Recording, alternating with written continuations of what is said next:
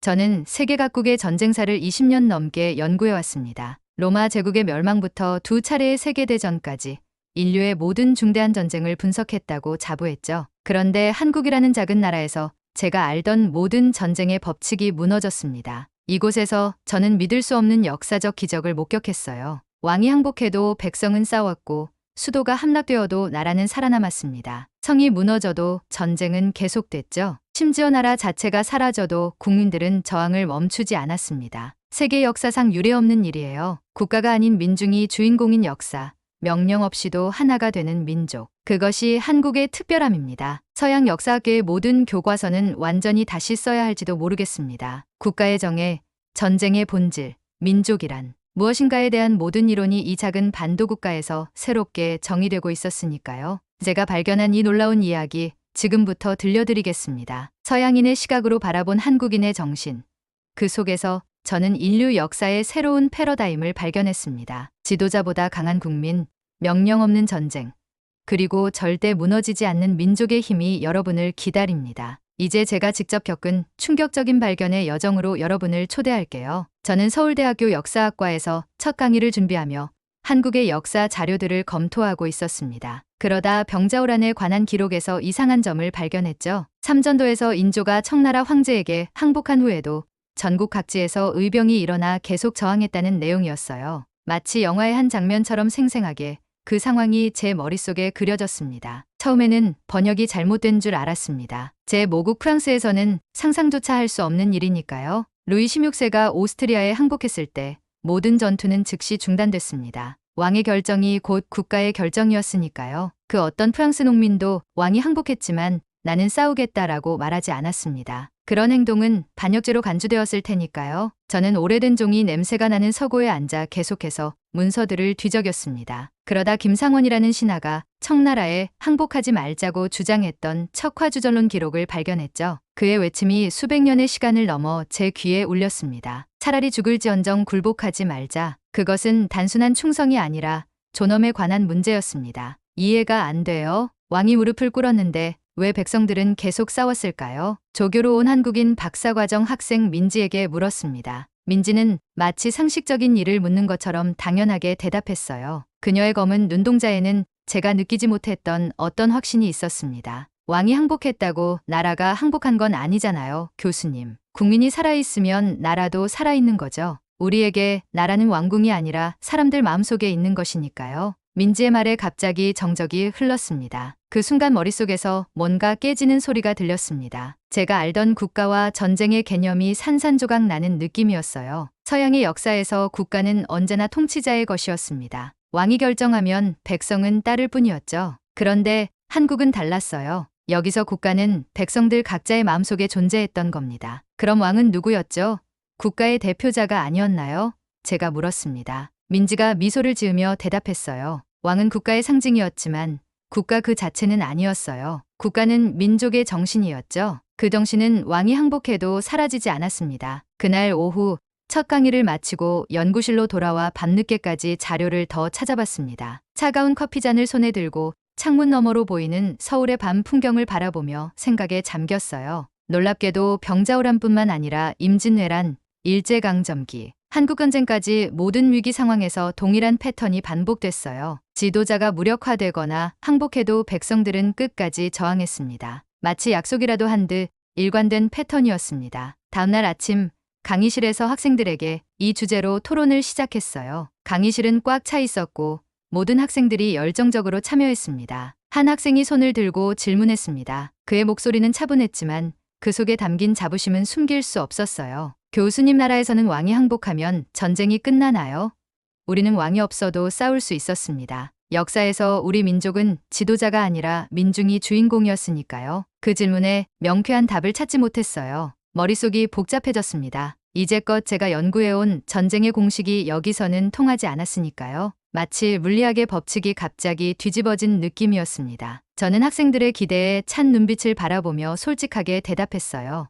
그건 우리 유럽 역사에서는 상상하기 어려운 일입니다. 우리에게 국가는 언제나 통치자의 것이었어요. 하지만 여러분의 역사는 다른 이야기를 들려주고 있네요. 저도 아직 배우는 중입니다. 그날 밤 숙소로 돌아와 책상에 앉아 생각에 잠겼습니다. 창밖으로 서울의 밤 풍경이 펼쳐져 있었어요. 현대적인 고층 빌딩 숲 사이로 경복궁의 지붕이 어렴풋이 보였습니다. 병자호란 때 함락되었던 그 궁궐이 지금도 그곳에 서 있었죠. 수백 년의 시간이 흘렀지만 그 정신은 여전히 살아있는 듯했습니다. 문득 목이 메어오는 느낌이 들었어요. 이건 단순한 역사적 사례가 아니었습니다. 제가 지금까지 공부해온 국가론과 권력론이 무너지는 순간이었죠. 책을 덮고 창가에 서서 중얼거렸습니다. 이건 기적이 아니라 문명이다. 나라의 정의를 다시 써야 할지도 모르겠어. 침대에 누워 천장을 바라보며 생각했습니다. 제 조국 프랑스에서는 루이 14세가 짐이 곧 국가다라고 선언했죠. 하지만 여기 한국에서는 민중이 우리가 곧 국가다라고 말하는 듯했습니다. 그 차이는 단순한 정치 체제의 차이가 아니라 국가와 민족을 바라보는 근본적인 관점의 차이였어요. 그렇게 한국에서의 첫 발견은 제 연구 인생을 완전히 뒤바꿔 놓았습니다. 저는 더 깊이 파고들기로 결심했어요. 이 특별한 나라의 비밀을 찾아내기 위해 경상남도 진주로 향했습니다. 왕의 명령보다 강했던 백성들의 의지, 그 놀라운 현상의 뿌리를 찾아서요. 기차 안에서 창밖을 바라보며 생각했습니다. 내가 지금 인류 역사의 새로운 페이지를 발견하고 있는 것일까? 진주성에 도착한 날은 봄비가 내리고 있었습니다. 우산을 쓰고 성벽을 따라 걸으며 1593년 진주성 전투가 벌어졌던 풍경을 상상했어요. 20만 명의 일본군이 이 성을 에워싸고 공격했다는 사실이 믿기지 않았습니다. 돌로 쌓은 성벽을 손으로 만지며 400년 전 그날의 함성이 들리는 듯했어요. 눈앞에 펼쳐진 남강의 잔잔한 물결과 그 당시의 처참한 전투 장면이 오버랩되는 기분이었죠. 비에 젖은 돌계단을 조심스럽게 올라가며 생각했습니다. 지금 제 발 아래 이 돌계단을 수백 년 전 조선의 병사들과 의병들이 뛰어올랐겠죠. 그들의 마음은 어땠을까요? 압도적인 적 앞에서 두려움보다 강했던 것은 무엇이었을까요? 진주성 박물관에서 전시물을 살펴보다가 충격적인 사실을 알게 됐어요. 2차 진주성 전투에서 성이 함락되고 6만 명 이상의 조선인이 목숨을 잃었다고 합니다. 처참한 패배였죠. 그런데 더 놀라운 사실은 그 비극적인 패배 이후 오히려 더 많은 의병이 일어났다는 기록이 있었어요. 패배가 항복이 아니라 더 강한 저항의 시작이 되었던 것입니다. 유리 진열장 속 낡은 문서들을 들여다보며 의구심이 들었습니다. 혹시 현대의 애국주의가 과거를 미화한 것은 아닐까요? 이해가 안 돼요. 이렇게 처참하게 패배했는데 왜 더 많은 사람이 일어났을까요? 이건 정말 사실인가요? 박물관 학예사 정태영 선생님에게 물었습니다. 그분은 40대 중반의 차분한 분위기를 가진 분이었어요. 그는 잠시 생각하더니 이렇게 대답했습니다. 교수님, 여기 있는 모든 기록은 철저히 검증된 사실입니다. 그들에게 성의 함락은 전쟁의 끝이 아니라 시작이었어요. 일본군의 잔혹함을 목격한 후 더 많은 사람들이 저항해야 할 이유를 찾았기 때문이죠. 이것은 복수가 아니라 생존과 존엄을 위한 몸부림이었습니다. 그가 진열장에서 한 문서를 꺼내 보여주었어요. 임진왜란 당시 진주 인근 의병장의 경문이었습니다. 누렇게 변색된 종이에 힘찬 필자로 쓰인 글씨가 아직도 선명했어요. 우리의 고을은 불타고 가족은 흩어졌으나 우리의 혼은 살아있다. 성이 무너졌으나 우리의 의지는 더욱 단단해졌다. 그 말을 듣는 순간 가슴이 먹먹해졌습니다. 서양의 전쟁사에서 요새가 함락되면 그 지역의 저항은 대개 끝이 났어요. 하지만 여기서는 정반대였습니다. 패배가 더 큰 저항의 불씨가 되었던 거죠. 마치 불사조처럼 재에서 다시 태어나는 의지가 있었습니다. 서양에서는 전쟁에서 승리하기 위해 이기는 법을 연구했지만 여기서는 패배한 후에도 투쟁을 계속하는 법을 터득한 것 같네요. 정태영 선생님이 고개를 끄덕였습니다. 그렇습니다. 우리에게 전쟁은 단순히 이기고 지는 게임이 아니었습니다. 그것은 우리가 누구인지를 증명하는 과정이었죠. 진주성 희생자의 후손을 만나기 위해 근처 마을을 찾았습니다. 비가 그치고 햇살이 비치기 시작한 오후. 기와지붕의 전통 가옥에서 80대 노인 김한식 할아버지를 만났어요. 김한식 할아버지는 400년이 지난 지금도 그 이야기를 생생하게 기억하고 있었습니다. 마치 자신이 직접 경험한 일인 양 말이죠. 우리 할아버지의 할아버지가 말씀하셨대요. 성은 무너졌지만 우리의 존엄은 남아있다고. 그래서 더 싸워야 했던 거죠. 김한식 할아버지는 오래된 나무 상자를 꺼내 보여주셨어요. 그 안에는 조상으로부터 물려받은 낡은 칼 한 자루가 있었습니다. 이건 우리 조상님이 의병으로 나갈 때 들었던 칼입니다. 가문의 보물이에요. 그분은 결국 돌아오지 못했지만 우리는 그 정신을 잊지 않았습니다. 김한식 할아버지의 주름진 얼굴에는 자부심이 가득했습니다. 그건 패배의 기억이 아니라 존엄을 지켜낸 승리의 기억이었어요. 저는 그 칼을 조심스럽게 만져보았습니다. 차가운 쇠에서 따뜻한 기운이 느껴지는 듯했어요. 할아버지, 왜 그 많은 사람들이 이미 패배한 전쟁에 자원했을까요? 그건 자살 행위나 다름없었을 텐데요. 김환식 할아버지는 창밖으로 펼쳐진 산과 들판을 바라보며 천천히 대답하셨습니다. 이곳이 보이십니까? 이 땅, 이 산, 이 강, 이것들이 우리의 일부입니다. 우리 몸에서 한 조각을 베어가는 것과 같았지요. 아프면 당연히 반응하는 것 아닙니까?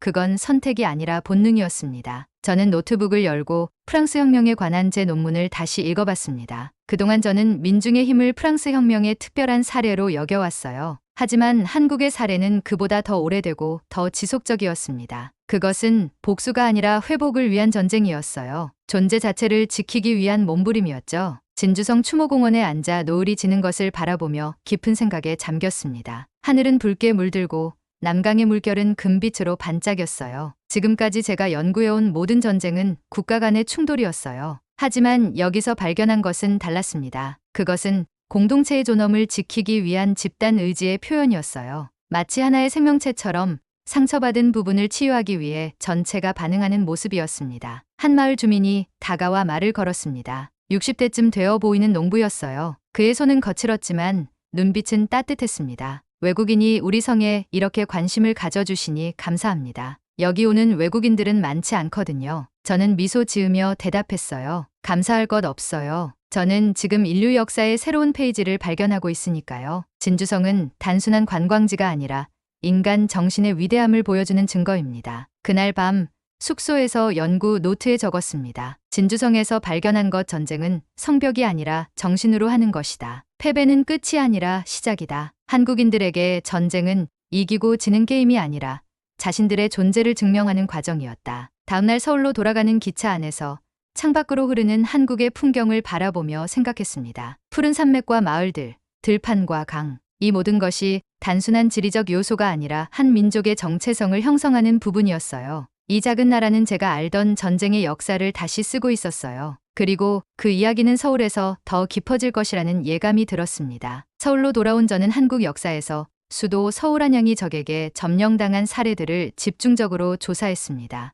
놀랍게도 3번이나 수도가 함락됐지만 국가는 소멸하지 않았어요. 임진왜란, 병자호란, 그리고 한국전쟁까지 모든 사례에서 같은 패턴이 발견됐습니다. 서울역사박물관에서 박물관장 이정훈 교수를 만났어요. 이정훈 교수는 제게 귀중한 자료들을 보여주었습니다. 한양이 함락된 후에도 각지의 의병과 군인들은 중심이 아닌 끝을 기점 삼아 저항을 계속했습니다. 흥미로운 건 수도를 잃은 후 오히려 더 강력한 저항이 시작됐다는 거죠. 저는 고개를 갸우뚱했어요. 유럽 역사에서는 수도의 함락이 곧 전쟁의 패배를 의미했어요. 파리가 함락되면 프랑스는 항복했고 베를린이 무너지면 독일은 패배했죠. 어떻게 수도를 잃고도 계속 싸울 수 있었던 거죠? 이정훈 교수는 미소를 지으며 대답했습니다. 한국인에게 나라는 수도나 왕궁이 아닙니다. 백성 한 명 한 명이 곧 나라였어요. 그래서 어디에 있든 저항할 수 있었던 겁니다. 그 말에 제 가슴이 뜨거워졌습니다. 서양의 중앙집권적 국가관과는 완전히 다른 개념이었어요.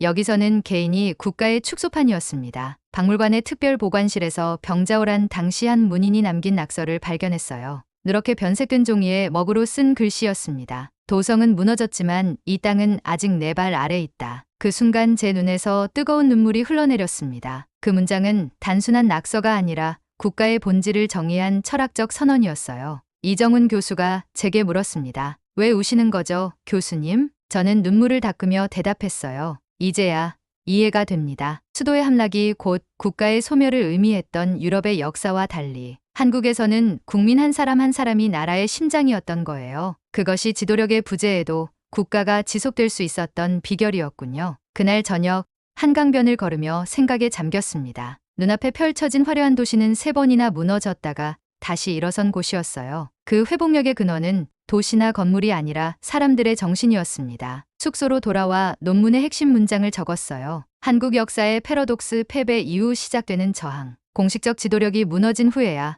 진정한 지도력이 발현된다. 다음날 아침 새로운 결심을 했습니다. 이 특별한 현상의 또 다른 사례를 찾아 남쪽으로 향하기로 했어요. 명량해전의 영웅 이순신 장군의 이야기가 저를 기다리고 있었습니다. 지도자의 명령보다 강했던 한 장수의 불복종. 그 놀라운 이야기를 직접 확인하고 싶었어요. 여수에 도착한 날은 바다가 유난히 푸른 날이었습니다. 이순신 장군의 명량해전이 벌어졌던 바다를 바라보며 그 유명한 전투를 상상해봤어요. 12척의 배로 330척을 상대했다는 이야기는 서양의 역사책에서도 불가능한 승리로 기록된 전설이었습니다. 그런데 해전사 전문가 강우현 교수와 이야기를 나누면서 더 놀라운 사실을 알게 됐어요. 이 기적은 사실 치밀한 전략과 지형 활용의 결과였습니다. 그리고 더 중요한 것은 이순신이 조정의 철수 명령을 거부하고 끝까지 싸웠다는 사실이었죠. 장군이 왕의 명령을 거부한다고요? 그건 서양에서는 반역죄인데요. 강우현 교수는 웃으며 대답했어요. 이순신에게 충성은 왕이 아닌 백성을 향한 것이었습니다. 그는 더 큰 의무를 위해 직접적 명령에 저항할 용기가 있었죠. 여수 해양박물관에서 이순신의 편지 사본을 발견했습니다. 그 유명한 구절이 있었어요. 신에게는 아직 12척의 배가 있사옵니다. 그 문장을 100번도 넘게 읽었습니다. 그건 단순한 보고가 아니라 전쟁의 본질에 대한 깊은 통찰이었어요. 왕의 지시보다 더 중요한 것은 백성을 지키는 일이라는 신념이 담겨 있었습니다. 진도로 이동해 울돌목을 방문했어요. 좁은 해협에 서서 빠른 물살을 바라보며 그날의 전투를 상상했습니다. 이순신은 이 지형을 이용해 압도적 숫자의 적을 물리쳤어요. 그것은 단순한 용기가 아니라 지혜였습니다. 현지 해군 역사학자 김태호 대령과 대화를 나눴어요. 명령에 불복한 장수라는 개념이 서구와 너무 달라요. 서양에서는 명령 불복종은 최악의 죄악인데 여기서는 영웅의 이야기가 되었네요. 김태호 대령은 고개를 끄덕였습니다. 이순신의 불복종은 단순한 반항이 아니었어요. 그것은 더 깊은 층위의 충성이었습니다. 표면적 명령보다 본질적 사명에 충실했던 거죠. 삼도수군 통제형 유적지를 걸으며 깊은 생각에 잠겼습니다. 서양의 역사에서 불복종은 언제나 반역이었어요. 하지만 한국 역사에서는 때로 불복종이야말로 진정한 충성이었습니다. 지도자의 권위보다 공동체의 생존이 우선이었던 거죠. 바닷가 벤치에 앉아 연구 노트에 적었어요. 이순신은 왕이 아니라 백성에게 충성했다. 그것이 그를 진정한 영웅으로 만든 비결이다. 그날 밤 숙소의 창문을 통해 바다를 바라보며 생각했습니다. 제가 찾던 답이 여기 있었어요. 한국의 전쟁은 지도자를 위한 것이 아니라 백성을 위한 것이었습니다. 그래서 지도자가 무너져도 전쟁은 계속될 수 있었던 거죠. 다음날 아침 서울로 돌아가는 길에 새로운 질문이 떠올랐습니다. 만약 국가 자체가 사라진다면 어떻게 될까요? 한국은 그런 극한의 상황에서도 살아남을 수 있었을까요? 그 해답을 찾아 일제강점기 독립운동의 역사로 연구를 확장하기로 했습니다. 독립기념관을 방문한 날 비가 내리고 있었습니다. 우산을 쓰고 넓은 전시관을 돌아다니며 1910년 국권 상실 이후 한국인들의 저항을 기록한 자료들을 살펴봤어요. 의열단, 독립군, 상해임 시정부의 활동을 보여주는 사진과 문서들이 벽면을 가득 채우고 있었습니다. 가장 충격적인 발견은 이것이었어요. 국가라는 물리적 실체가 완전히 사라졌는데도 한국인들은 조선인으로서의 정체성을 전혀 잃지 않았다는 사실입니다. 오히려 더 강해졌죠. 독립기념관 학예사 박지원 박사와 대화를 나눴어요. 서양에서는 국가가 사라지면 민족도 흩어지는 경우가 많았어요. 어떻게 나라 없이도 민족 정체성을 유지할 수 있었을까요? 박지원 박사는 잠시 생각하더니 이렇게 대답했습니다. 우리는 나라를 잃었지 정신을 잃은 게 아닙니다. 국가는 영토와 제도만이 아니라 사람들의 마음속에 있는 것이니까요. 그 말에 깊은 울림을 느꼈습니다. 저는 1920년 청산리 전투 자료를 자세히 살펴봤어요. 국적도 없고 정규군도 아닌 독립군이 정규 일본군을 상대로 승리한 사례는 세계 군사사에서도 찾기 힘든 기록이었습니다. 이건 믿기 어려운 일이에요. 국가 없이 어떻게 군대가 싸울 수 있었죠? 박지원 박사는 미소를 지으며 대답했어요. 그들에게는 국가가 없었지만 국가 이상의 것이 있었습니다. 그것은 공동의 기억과 정체성이었어요. 그들은 조국이 물리적으로 사라져도 마음속에는 여전히 존재한다고 믿었죠. 독립운동가들의 사진을 한 장 한 장 살펴보며 깊은 감동을 느꼈습니다. 그들의 눈빛에는 절망이 아닌 확신이 있었어요. 지도자가 없는 시기 한국인들은 스스로가 지도자가 되었습니다. 특별전시실에서 윤봉길 의사의 폭탄 의거 자료를 보다가 눈물이 흘렀어요. 한 젊은이가 자신의 생명을 바쳐 민족의 존재를 세계에 알리려 했던 그 절실함이 가슴을 울렸습니다. 전시관을 나와 넓은 잔디밭에 앉았어요. 비가 그치고 햇살이 비치기 시작했습니다. 주변에는 수학여행을 온 학생들이 활기차게 뛰어다니고 있었어요. 그 모습을 보며 생각했습니다. 이들의 조상은 나라 없는 시대를 살았지만 결코 희망을 잃지 않았어요.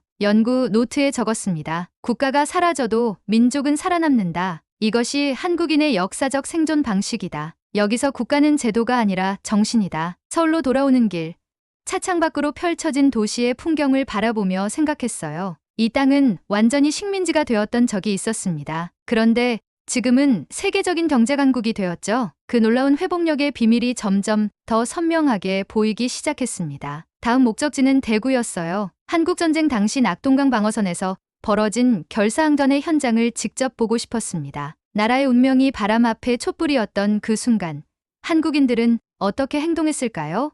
그 답을 찾아 나섰습니다. 대구에 도착한 날은 한여름의 무더위가 기승을 부리고 있었습니다. 땀이 흐르는 이마를 닦으며 생각했어요. 1950년 8월 낙동강 방어선이 형성되었을 때도 이런 더위였을까 싶었습니다. 그 무더위 속에서 병사들은 어떤 고통을 겪었을지 상상이 갔어요. 대구 시립박물관으로 향했습니다. 한국전쟁 특별전이 열리고 있었어요. 전시장에 들어서자 1950년 7월 서울이 함락된 후의 상황을 보여주는 사진들이 눈에 들어왔어요. 흑백 사진 속에는 피난민들로 가득 찬 도로, 무너진 건물들, 그리고 지친 표정의 군인들이 담겨 있었습니다. 불과 3일 만에 수도가 점령되고 북한군이 남한 전역을 휩쓸었던 처참한 상황이었어요. 그리고 마지막 방어선이 낙동강이었죠. 박물관 학예사 김민우 선생님이 안내를 해주셨습니다. 그는 30대 중반의 열정적인 역사학자였어요. 이곳 낙동강 전선에서 한국군과 유엔군은 북한군의 남하를 막기 위해 최후의 항전을 벌였습니다. 국토의 10%만 남은 상황이었죠. 부산과 대구 일대 외에는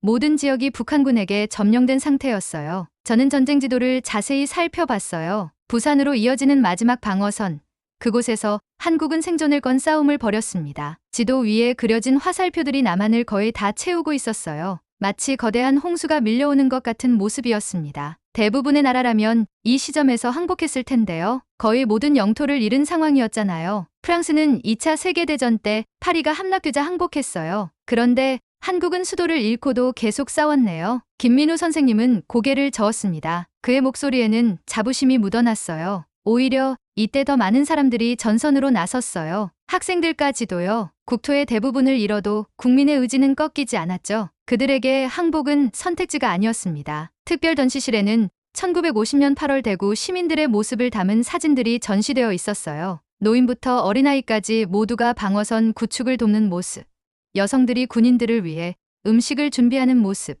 청년들이 군 입대를 위해 줄을 서 있는 모습. 이건 단순한 전쟁이 아니라 국민 전체가 참여한 생존 투쟁이었어요. 대구 기록관으로 이동해 당시 학도병 명단을 살펴봤습니다. 유리 케이스 안에 보관된 낡은 문서를 들여다봤어요. 16세, 17세 소년들의 이름이 줄지어 적혀 있었습니다. 그들은 학교 책상을 떠나 총을 들었어요. 국가의 명령이 아니라 자발적 선택이었죠. 자신의 나이를 속이고 입대한 소년들도 많았다고 합니다. 그 명단을 읽는 순간 갑자기 눈물이 쏟아졌습니다. 제 나이 또래의 아들을 가진 엄마로서 그 어린 학생들의 희생이 가슴을 저몄어요. 한 문서에는 한 학급 학생들이 단체로 입대한 기록이 있었습니다. 담임 선생님이 먼저 지원하고 학생들이 뒤따른 것이죠. 전쟁은 항상 잔인하지만 이건 단순한 전쟁이 아니었습니다. 존재의 증명이었죠. 김민우 선생님이 저를 위로했습니다. 괜찮으세요? 교수님? 물을 좀 드릴까요? 저는 고개를 젓고 대답했어요. 괜찮아요.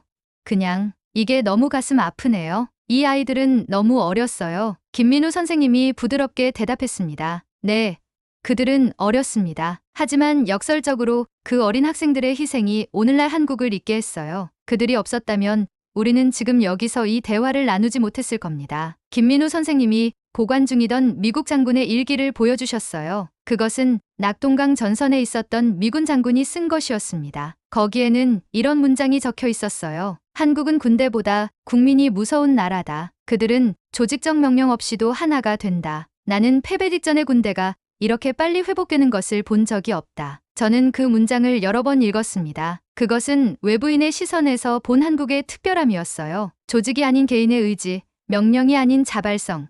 이것이 한국인의 독특한 특성이었습니다. 낙동강 두개에 서서 강물을 바라봤습니다. 8월의 뜨거운 햇살이 강물 위에 반짝였어요. 지금은 평화로운 이 강가에서 75년 전 한 민족의 운명이 결정되었던 거예요. 그리고 그들은 살아남았습니다. 아니, 단순히 살아남은 게 아니라 부활했죠. 이후 반격의 성공에 서울을 수복하고 결국 휴전에 이르렀으니까요. 강변의 한 노인에게 다가가 물었어요. 80대로 보이는 그분은 강가의 벤치에 앉아 있었습니다. 할아버지, 당시 상황을 기억하세요? 노인은 강을 바라보며 천천히 말씀하셨습니다. 그의 목소리는 오래된 라디오에서 나오는 소리처럼 약간 떨렸지만 또렷했어요. 내가 16살 때였지. 학교 선생님이 이제 우리가 설 곳은 여기밖에 없다고 하셨어. 그날 우리 반절이 군대에 지원했지. 명령이 아니었어.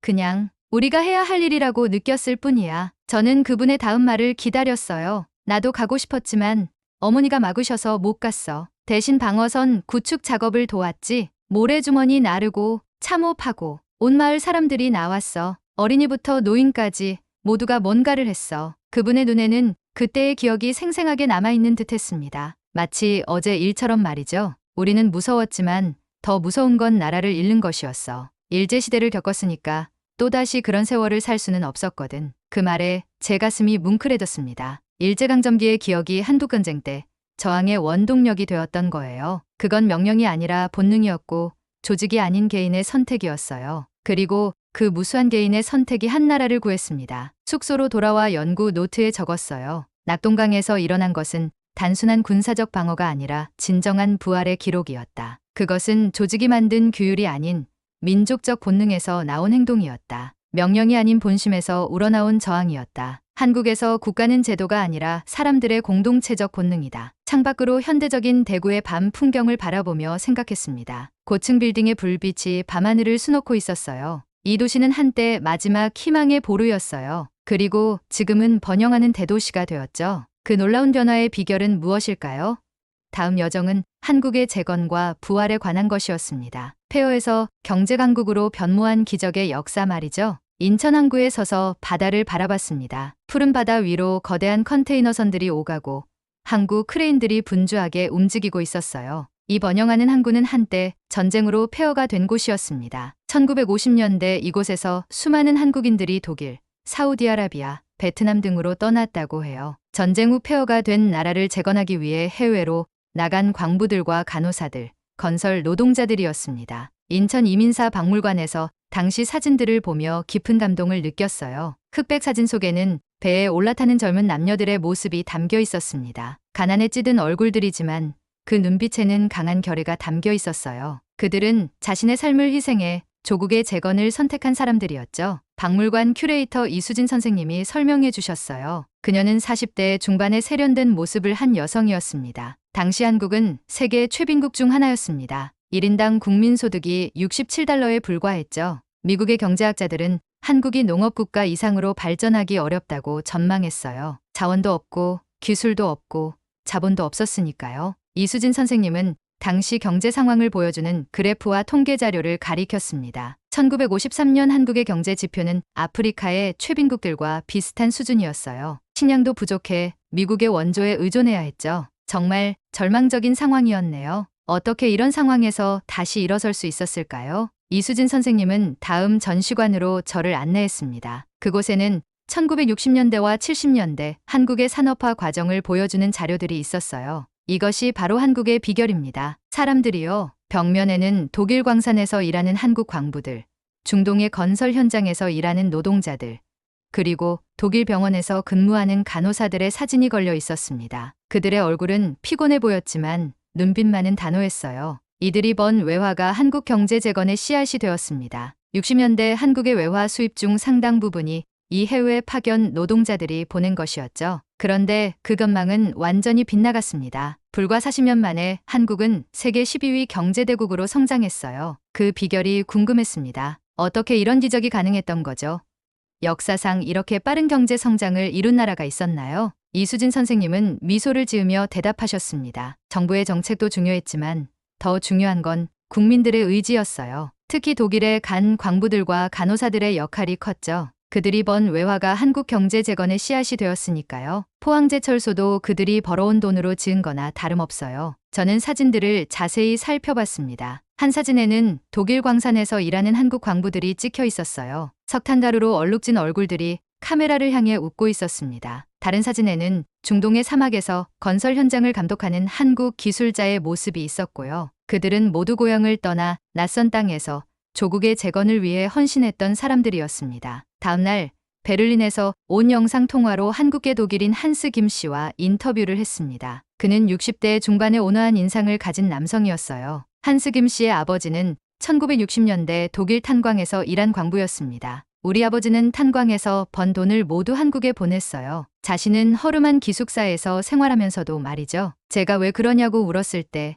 아버지는 이렇게 대답하셨어요. 내 삶보다 고국의 재건이 더 중요하다고요. 한스 김 씨는 아버지가 남긴 편지들을 보여주었습니다. 그 편지들에는 고향에 대한 그리움과 함께 희생을 감내하는 강인함이 담겨 있었어요. 아버지는 매일 밤 한국 지도를 보셨어요. 그리고 우리가 여기 있는 것은 저기에 있는 사람들을 위해서다라고 말씀하셨죠. 그 정신이 저를 감동시켰습니다. 그 말을 듣는 순간 무너지듯 눈물이 흘렀습니다. 그것은 제 조국 프랑스가 경험한 마샬 플랜과는 완전히 다른 방식의 재건이었어요. 외부의 원조가 아닌 국민들의 희생과 헌신으로 일궈낸 기적이었습니다. 그들은 국가의 지시가 아니라 스스로의 선택으로 그 고통의 길을 걸었던 것입니다. 정말 놀라운 이야기네요. 사실 프랑스는 2차 세계대전 후 미국의 마샬 플랜 덕분에 재건될 수 있었어요. 외부의 도움이 있었죠. 하지만 한국은 스스로의 힘으로 일어섰군요. 한스 김 씨가 고개를 끄덕였습니다. 맞아요. 그리고 그것이 한국인들의 자부심입니다. 그들은 누구의 도움도 없이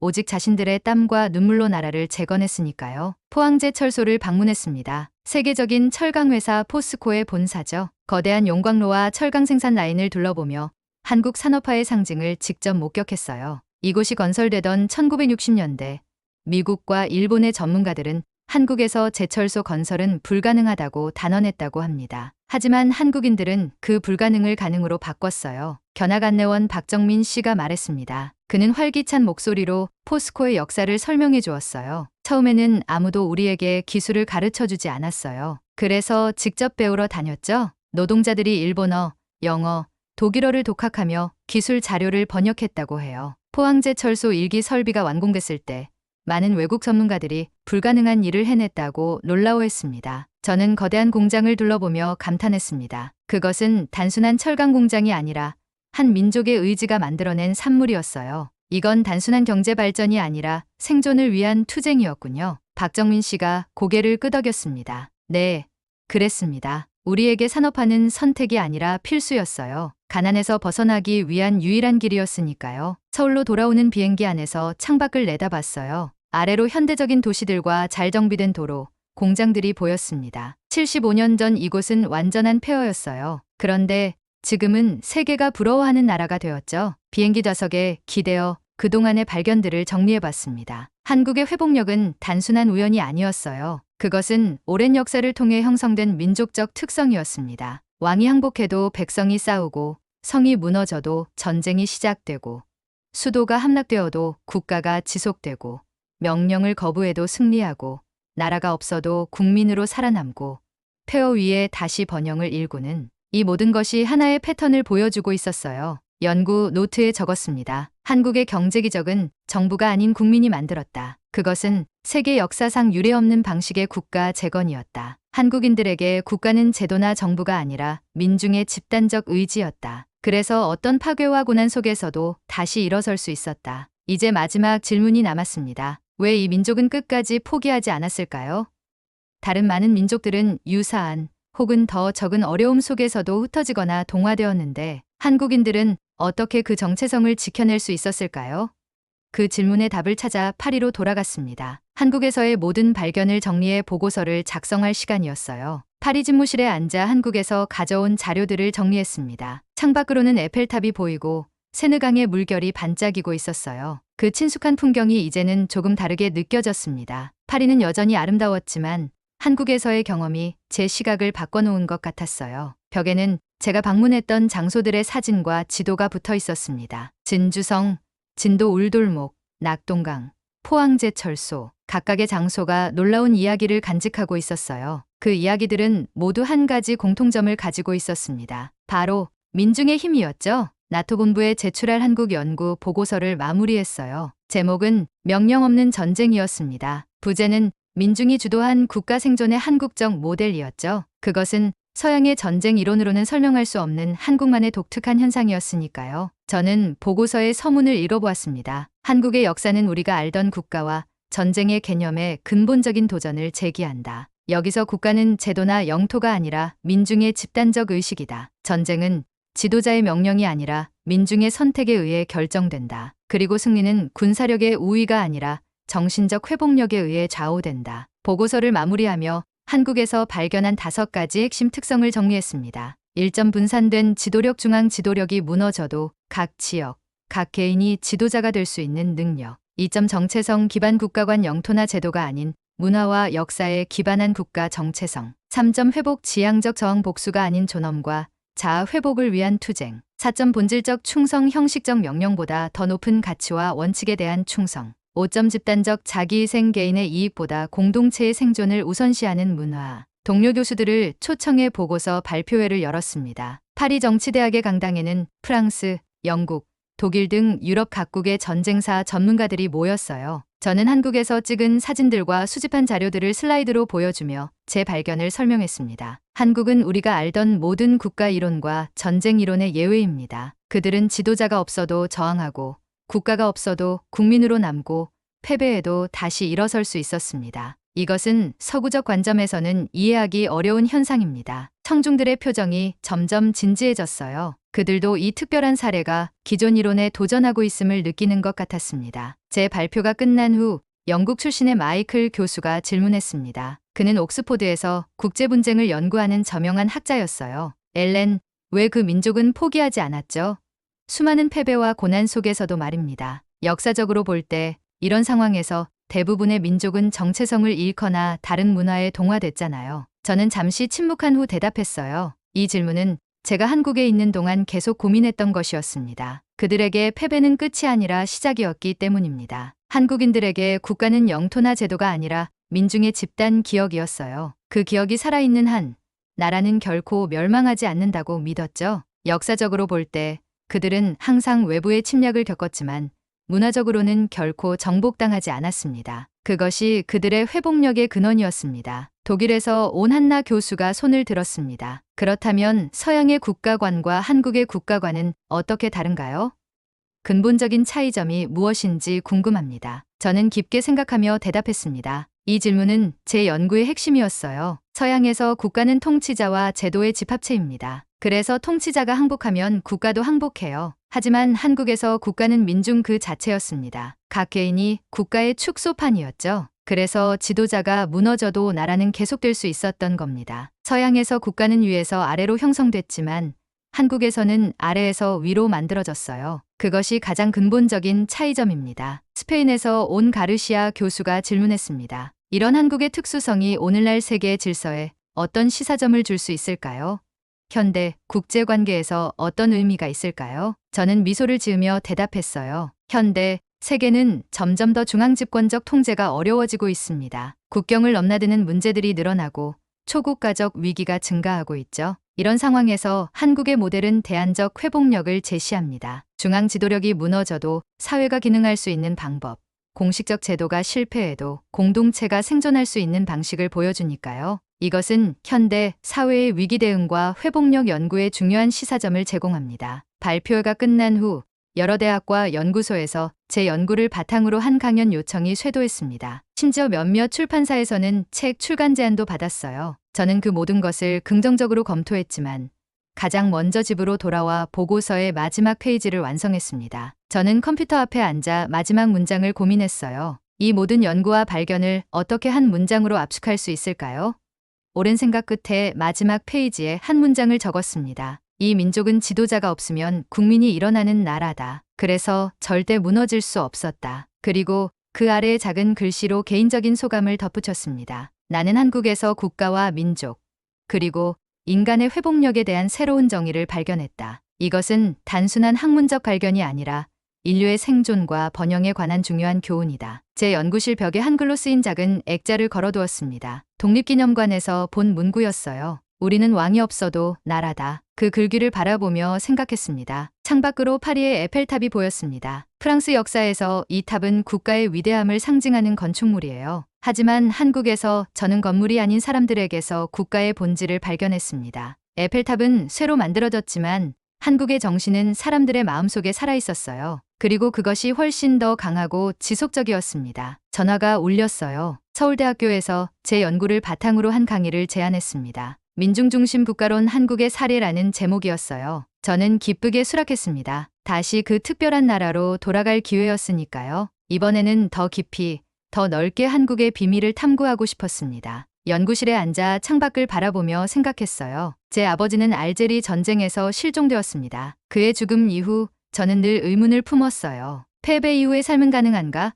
한국에서 저는 그 답을 찾았습니다. 패배는 끝이 아니라 새로운 시작이 될 수 있다는 것을요. 노트북을 열고 마지막 생각을 기록했습니다. 전쟁은 지도자가 시작하지만 끝까지 싸우는 것은 민중이다. 한국은 그 진리를 온몸으로 증명한 나라다. 이것이 내가 한국에서 배운 가장 소중한 교훈이다. 나라는 땅이 아니라 사람이다. 창문을 열자 봄바람이 불어왔습니다. 마치 한국에서 느꼈던 그 기운이 파리까지 따라온 것 같았어요. 이제 저는 세계에 이 특별한 나라의 이야기를 전할 준비가 되었습니다. 지도자 없는 전쟁, 그리고 절대 무너지지 않는 민족의 힘에 대한 이야기를요.